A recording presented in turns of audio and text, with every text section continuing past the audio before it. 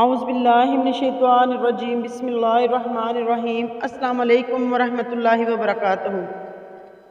قرآنی وظائف چینل پر تمام ناظرین کو خوش آمدید۔ امید ہے آپ سب خیریت و عافیت سے ہوں گے۔ دعا ہے اللہ رب العزت آپ کی زندگی میں خوشیوں، رحمتوں اور برکتوں کی بارش عطا فرمائے۔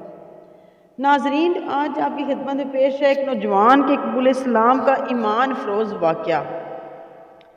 یہ سبق آموز واقعہ جو خود صاحب واقعہ کی زبانی نقل شدہ ہے، ملاحظہ فرمائیے۔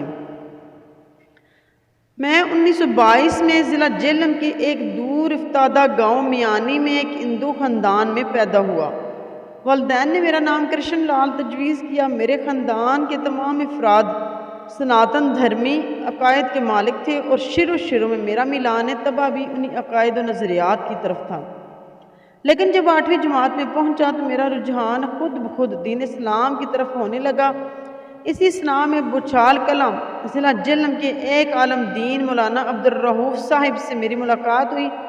انہوں نے متعدد نشستوں میں مجھ پر اسلام کی حقانیت واضح کی۔ میں ان کے وعظ سے بہت متاثر ہوا، لیکن میں ابھی بچپن کی منظر ہی کر رہی تھا، اس لیے اپنے آبائی مذہب، اپنے خاندان، اپنے بہن بھائیوں، اپنے والدین اور گھر بار کو چھوڑنے کا خیال بھی میرے ننھے سے دل میں قیامت خیز زلزلہ برپا کر دیتا۔ میرا معصوم سا ذہن ایسی سوچ سے لرز جاتا۔ جب بھی مجھے اسلام قبول کرنے کا خیال آتا، دل میں ماں اور بھائیوں کی محبت کا بہاؤ تیز ہو جاتا تھا۔ بچپن کی ناتجربہ کاری اور ناپختگی میرے آڑے آتی اور میں کسی حتمی فیصلے پر نہ پہنچ پاتا۔ 1 مارچ 1938 کی سہانی اور مبارک رات میں نے ایک خواب دیکھا کہ مکہ معظمہ میں بیت اللہ کے عین سامنے کھڑا ہوں۔ سید الاولین والآخرین محمد رسول اللہ صلی اللہ علیہ وسلم دیوار کعبہ سے تکیہ لگائے میرے سامنے جلوہ افروز ہیں اور ارد گرد صحابہ کرام رضوان اللہ علیہم اجمعین تشریف فرما ہیں۔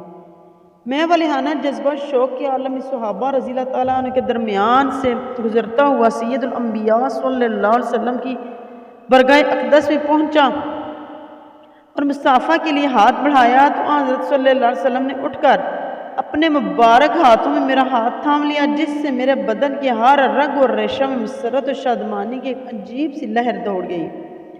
فرمایا کہو کیسے آئے ہو؟ میں نے کہا اسلام قبول کرنے آیا ہوں۔ یہ سن کر حضرت صلی اللہ علیہ وسلم کا پر نور چہرہ مسرت سے چمک اٹھا۔ میرا ہاتھ اپنے مقدس ہاتھوں میں تھام کر آپ صلی اللہ علیہ وسلم نے کچھ پڑھا جسے میں اس وقت سمجھ نہیں سکا۔ پھر فرمایا اب تم دولت اسلام سے بہرور ہو گئے ہو۔ حسب معمول صبح آنکھ کھلی تو میرا ننھا سا دل خوشی کے جذبات سے معمور تھا۔ جب والدہ محترمہ کے پاس بیٹھ کر کھانا کھانے لگا تو انہوں نے مجھ سے خلاف معمول اس قدر خوش نظر آنے کی وجہ پوچھی۔ میں اس بات کو ٹال گیا۔ اسکول کے اوقات مولانا عبدالرؤف صاحب سے مل کر انہیں جب رات کا پرلطف خواب سنایا تو انہوں نے فرمایا روزانہ سوتے وقت اللہ تعالیٰ سے ہدایت کی دعا کیا کرو۔ 3 مارچ 1938 کو جمعرات کے دن تھا۔ میں رات کو حسب معمول سو رہا تھا کہ خواب میں یوں محسوس ہوا جیسے اسکول بند ہونے پر میں میانی کے تمام طلباء کے ساتھ گھر آ رہا ہوں۔ راستے میں ایک قوی ہیکل، دیو قامت اور کریلا منظر شخص کھڑا ہے جسے دیکھ کر ہم سب پر لرزہ طاری ہو گیا۔ میں نے اپنے ساتھیوں سے کہا کہ یہ دجال ہے، ہم میں سے جس سے بھی یہ پوچھے کہ تم کس کے بندے ہو تو یہی جواب دینا کہ میں اللہ کا بندہ ہوں۔ پھر وہ میرے ساتھیوں سے فرداً سوال کرنے لگا اور جو طالب علم اس کی مرضی کے مطابق جواب دیتا اسے قسم قسم کے کھانے، مزے کے پھل اور طرح کے کھلونے دیتا اور جو اس کی بات نہ مانتا اس کو موت کے گھاٹ اتار دیتا۔ آخر میں جب میری باری آئی تو اس نے پوچھا کس کے بندے ہو؟ اللہ تعالیٰ کا بندہ ہوں، میں نے ڈرتے جواب دیا۔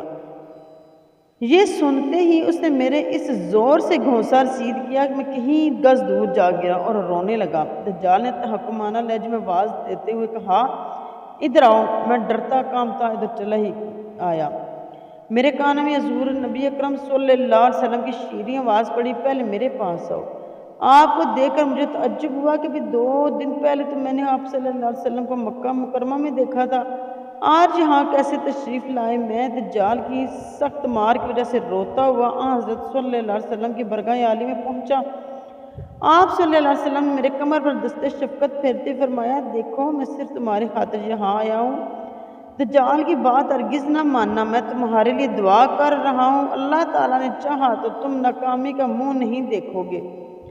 یہ ارشاد فرما کر آپ صلی اللہ علیہ وسلم جب تشریف لے گئے تو میں دجال کے پاس پہنچا، اس نے پھر وہی سوال دہرایا اور میں نے بھی حسب سابق وہی جواب دے دیا۔ اس پر وہ مارے غضب کے لال پیلا ہو گیا اور اس نے جب جھلا کر میرے منہ پر تھپڑ مارنے کے لیے ہاتھ بڑھایا تو مارے دہشت کے میری چیخ نکل گئی اور اس کے ساتھ میری آنکھ کھل گئی اور پھر صبح تک مجھے نیند نہ آ سکی۔ میں نے فیصلہ کر لیا کہ آج بچھال کلاں پہنچ کر قبول اسلام کا اعلان کر دوں گا۔ والدہ محترمہ نے جب صبح کو کھانا تیار کیا تو میں ان کے پاس بیٹھ کر کھایا۔ اس وقت دل میں جذبات کا تلاطم برپا تھا، جانتا تھا کہ آج ہمیشہ کے لیے ماں اور بھائیوں سے جدا ہو رہا ہوں، پھر اس گھر میں جہاں زندگی کی کہیں بہاریں دیکھی ہیں شاید ہی قدم رکھنا نصیب ہو۔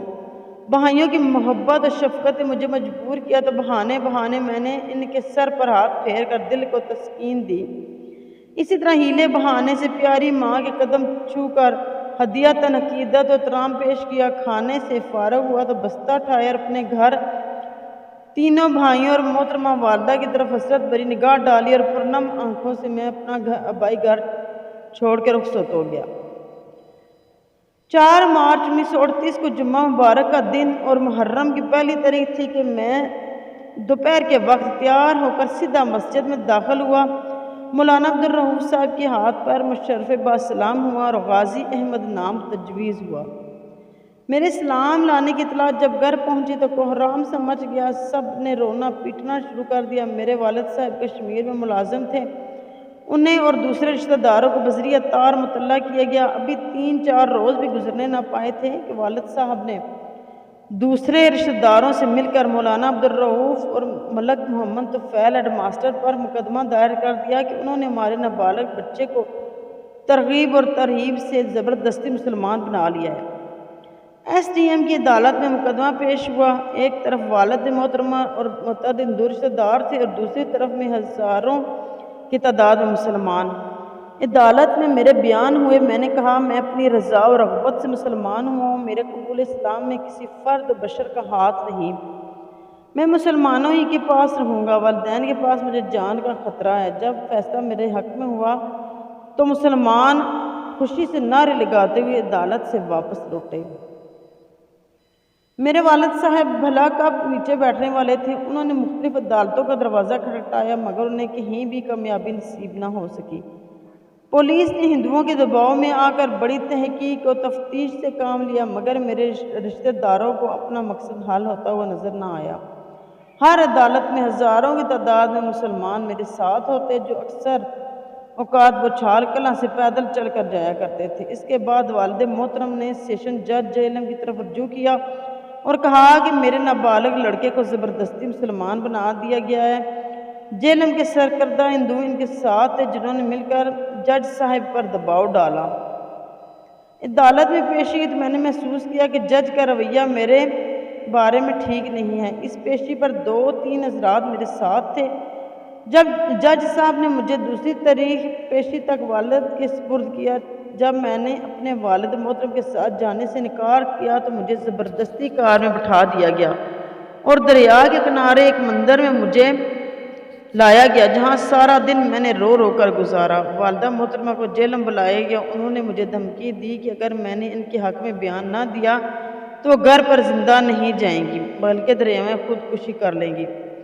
دوسرے ہندو بھی وقتاً فوقتاً آ کر مجھے سمجھاتے بجھاتے اور قسم قسم کے لالچ دیتے رہتے۔ اس اثناء میں والد صاحب نے ہندو اکابر کے اثر و رسوخ سے کام لے کر ڈسٹرکٹ ہیلتھ آفیسر جہلم سے میرے نابالغ ہونے کا سرٹیفکیٹ حاصل کر لیا اور اسے مقررہ تاریخ سے 1 دن پہلے ہی عدالت میں پیش کر دیا۔ جج صاحب نے جب مجھ سے پوچھا کہ آپ کے والدین کے پاس آپ نے رہنا ہے، میں خوش ہے، تو میں نے نفی میں جواب دیا نہیں، لیکن افسوس میری بات کی کسی کو وقت نہ دی گئی اور زبردستی مجھے والدین کے سپرد کر دیا گیا۔ تعجب تو اس بات پر تھا کہ والد محترم کے حق میں فیصلہ دینے والے جج صاحب مسلمان تھے۔ والد محترم بتایا کرتے تھے کہ انہوں نے اس صاحب کو رشوت دے کر اپنے حق میں فیصلہ کرایا تھا۔ اسی دن والد محترم مجھے ساتھ لے کر کشمیر روانہ ہو گئے۔ 2-3 جمعوں میں ایک پنڈت صاحب کے ہاں فروکش ہوئے۔ پنڈت صاحب نے بھی مجھے رام کرنے کے لیے ایڑی چوٹی کا زور لگایا، مگر میں ان کے غیر معقول دلائل مجھے ذرا بھی متاثر نہ کر سکے۔ یہاں پہنچ کر میں نے مولانا عبدالرؤف صاحب کو خط لکھنے کی کوشش کی، مگر کامیاب نہ ہو سکا۔ والد محترم نے وہ خط میری جیب سے نکال کر اپنے پاس محفوظ کر لیا۔ چوتھے دن والد بدرواہ کے لیے روانہ ہو گئے۔ بٹوت تک بس کے ذریعے، پھر بدرواہ تک پیدل ہی راستہ طے کیا۔ دوسرے دن میرے والد نے مجھے ایک پنڈت کی مائیت میں گاؤں سے باہر ایک بلند پہاڑی پر لے گئے اور اپنے پاس بٹھا کر کہا، دیکھو میں اس مقدمے میں تم پر 10,000 روپے خرچ کر چکا ہوں، تم نے مجھے کہیں کا نہیں رکھا، خاندان میں میری ذرا بھی عزت نہیں رہی۔ یہ کہا اور میرے والد صاحب کی آنکھوں میں آنسو تیرنے لگے۔ میں نے اپنی زندگی میں شاید پہلی اور آخری بار ہی والد کی آنکھوں میں اس طرح آنسو دیکھے تھے۔ میرا دل پسیج گیا، مگر ماں ان مجھے رحمت ایزدی نے سہارا دیا اور حضور نبی اکرم صلی اللہ علیہ وسلم کی زیارت کے تمام حالات میری آنکھوں کے سامنے پھرنے لگے۔ میں نے اپنے والد محترم کی خدمت میں عرض کی کہ مجھے آپ کی پریشانی اور تکلیف کا احساس ہے، آپ نے میرے لیے بہت کچھ کیا، مگر میں دل کے ہاتھوں مجبور ہوں، میرا دل ترک اسلام کا تصور تک بھی نہیں کر سکتا۔ اگر آپ مجھے اسلام پر قائم رہنے کی اجازت مرحمت فرما دیں تو تمام اور عمر آپ کی غلامی میں بسر کر دوں گا۔ والد نے یہ سنتے ہی چھڑی ہاتھ میں لے کر مجھے پیٹنا شروع کر دیا اور اتنا پیٹا کہ بدن سے خون بہہ کر سارے کپڑے خون آلود ہو گئے۔ اس پر بھی والد محترم کو رحم نہ آیا اور نہ ان کے ہاتھ کی حرکت میں کمی آئی۔ میں ادمرا ہو کر بھی بڑا ٹھوکریں کھاتا رہا۔ آخر جب دل کا غبار اچھی طرح نکال چکے تو پنڈت سے مخاطب ہو کر کہنے لگے، کیوں نہ میں اسے دریا میں دھکیل دوں، شاید اسی طرح کلنک کا یہ ٹیکا میرے ماتھے سے اتر جائے۔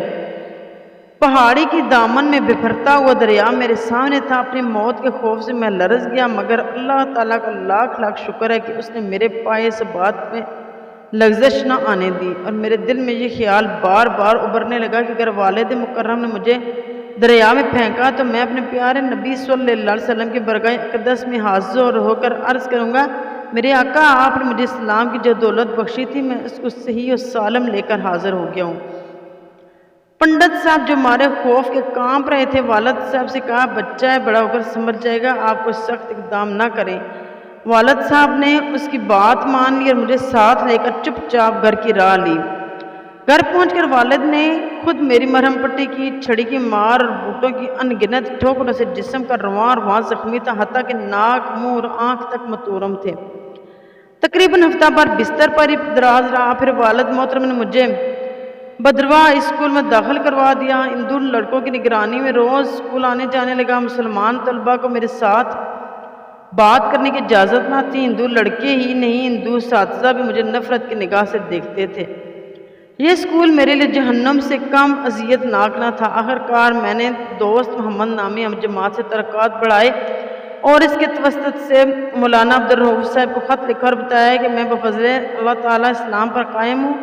حضور نبی اکرم صلی اللہ علیہ وسلم کی دعاؤں کی برکت ہے کہ مجھے کوئی جسمانی تکلیف اسلام سے برگشتہ نہیں کر سکی۔ مولانا نے خط ملتے ہی قصبے کے سارے لوگوں کو جمع کر کے ان سے پوچھا، کوئی ہے جو جان پر کھیل کر ایک مسلمان کو کافروں کے عذاب سے چھٹکارا دلائے گا؟ اس پر ایک قریب لیکن جذبہ شہادت سے سرشار شخص اٹھا اور اس نے اس کے خدمت کے لیے اپنے آپ کو پیش کیا۔ اس کا نام جان محمد تھا۔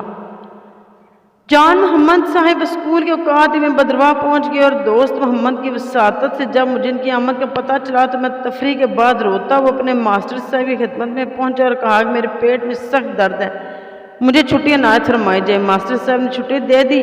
میں نے بستہ اٹھایا، چھپتا چھپاتا آنکھ بچاتا ہوا مدرسہ سے نکل آیا۔ جان محمد صاحب نے ایک مسلمان رہبر کو ساتھ لیا اور ہم بدرواہ سے بھاگ نکلے۔ راتوں رات سفر کرتے ہوئے ریاست کشمیر سے نکل کر ریاست چمبا کی حدود میں داخل ہو گئے۔ پھر مسلمان رہبر واپس ہو گیا اور ہم دونوں تقریباً 60 میل سفر طے کر کے دوسرے دن صبح ڈلہوزی پہنچے۔ تھکان سے میرا برا حال تھا، کپڑے میلے اور پاؤں متورم تھے۔ شام کو راستہ پٹھان کوٹ جب امرتسر پہنچے تو میں نے اپنا باعث لباس اتار کر دوسرے کپڑے پہنے اور امرتسر سے کھیوڑا گرا بچھال کلاں پہنچ گئے۔ بس اسٹینڈ پر لوگوں کا ایک ہجوم پذیرائی کے لیے موجود تھا۔ والد کو جب میرے فرار کا علم ہوا تو انہوں نے تمام راستوں کی ناکہ بندی کرنے کے لیے تاریں دلا دی، لیکن جس راستے کو ہم نے اختیار کیا تھا اور والد صاحب کی علم میں بھی نہ تھا، اس لیے ہم بچ نکلے۔ چند روز بعد والدہ صاحبہ سے ملاقات ہوئی۔ انہوں نے اشکبار ہو کر فرمایا، بیٹا ہمیں اس قدر ذلیل ہی کرنا تھا تو پہلے بتا دیا ہوتا تاکہ خرچ کرنے سے تو بچ جاتے۔ میں نے عرض کیا، اماں جی میں نے آپ سے پہلے کہہ دیا تھا کہ میں اسلام کو ترک کرنے پر کسی بھی صورت بھی آمادہ نہیں ہو سکتا، آپ میرے لیے کچھ نہ کریں۔ ہاں ویسے میں آپ کا غلام ہوں، آپ کی ہر خدمت میرے لیے سعادت کا موجب ہے۔ مجھے آپ کی وہ احسانات یاد ہیں کہ جب بھی میرے خاندان والوں نے مجھے ختم کرنے کی کوئی سازش کی تو آپ نے مجھے اس سے پہلے مطلع کر دیا۔ اللہ تعالیٰ آپ کو خوش رکھے۔ میں نے والدہ صاحبہ سے صلح کر لی تھی اور اکثر والدہ محترمہ کی خدمت میں حاضر ہوتا رہتا تھا، مگر والد محترم کو میں نے 6 سال بعد دیکھا تھا۔ راستے میں اچانک آمنا سامنا ہو گیا، مگر وہ بغیر توجہ دیے میرے پاس سے گزر گئے۔ میں بھی انہیں بلانے یا نصیحت میں لانے کی جرأت نہ کر سکا۔ 1947 میں تقسیم ملک کے موقع پر میرے خاندان کے تمام افراد ہندوستان چلے گئے اور میں اپنے مسلمان بھائیوں کے ساتھ پاکستان میں رہا اور اپنے آبائی مکان میں منتقل ہو گیا۔ 1950 میں والد کی وفات ہو گئی اور والدہ محترمہ اور 3 بھائی امبالہ کے قریب ایک گاؤں میں مقیم ہیں۔ 1941 میں میٹرک کا امتحان میں نے اسکول میں اول رہ کر امتیازی حیثیت سے پاس کر لیا۔ بعد ازاں میں نے علوم دینیہ کی طرف توجہ دی، چنانچہ 1942 سے 1948 تک مدرسہ خادم الشریعہ پنڈی گیپ، مدرسہ عربی ارشاد القرآن گجرات اور دارالعلوم دیوبند میں علوم دینیہ کی تعلیم مکمل کی۔ 1948 میں مولوی فاضل کا امتحان پاس کیا اور صوبے بھر میں اول رہا۔ میرا ایمان ہے کہ یہ ساری کامرانیاں حضرت صلی اللہ علیہ وسلم کی دعا کی مرہون منت ہے۔ 1954 میں بی اے کے امتحان پاس کیا اور دونوں میں اللہ کے فضل و کرم سے فرسٹ ڈویژن حاصل کی۔ 1957 میں بی ایڈ کیا۔ 1958 میں ایم اے عربی صوبے بھر میں اول رہ کر امتیازی حیثیت سے پاس کی۔ 1959 میں ایم اے علوم اسلامیات کا امتحان دیا اور صوبے بھر میں اول رہا۔ ان تمام عنایات پر میں اپنے مالک حقیقت کا شکر گزار ہوں۔ اسلام قبول کرنے کے بعد میں نے اپنے اندر ایک بہت بڑا ذہنی اور روحانی انقلاب محسوس کیا، ورنہ اسلام لانے سے پہلے میں ایک متوسط ذہن کا مالک تھا۔ اسلام کے سایہ عافیت میں پناہ لینے کے ساتھ اللہ تعالیٰ نے دینی اور دنیاوی ترقی کے دروازے بھی میرے لیے کھول دیے۔ اور دوسری بات جو میں نے اپنی علمی زندگی میں محسوس کی کہ وہ نبی اکرم صلی اللہ علیہ وسلم کی دعا کا اثر ہے کہ مجھے آج تک کسی امر میں ناکامی کا سامنا نہیں ہوا اور حضرت صلی اللہ علیہ وسلم کی دعا ہی میری زندگی کا سب سے قیمتی سرمایہ ہے، اور انشاءاللہ تعالیٰ قیامت کے دن یہی دعا میری نجات کا باعث ہوگی۔ آمین۔ بے شک ایمان کی حلاوت کا اپنا ایک مزہ ہے، اور جب ایک مسلمان اس پر ڈٹ جائے تو یقیناً اللہ کی مدد بھی آتی ہے، اور اللہ تعالیٰ ہم سب کو اس واقعہ سے سبق حاصل کر کے ایمان پر استقامت سے جمے رہنے کی توفیق عطا فرمائے۔ آمین یا رب العالمین۔ ناظرین، اگر آپ نے ہمارے چینل کو سبسکرائب نہیں کیا تو ہمارے چینل کو سبسکرائب کر دیں، ساتھ ہی بیل آئیکن کو پریس کر دیں تاکہ ہماری نئی آنے والی نوٹیفیکیشن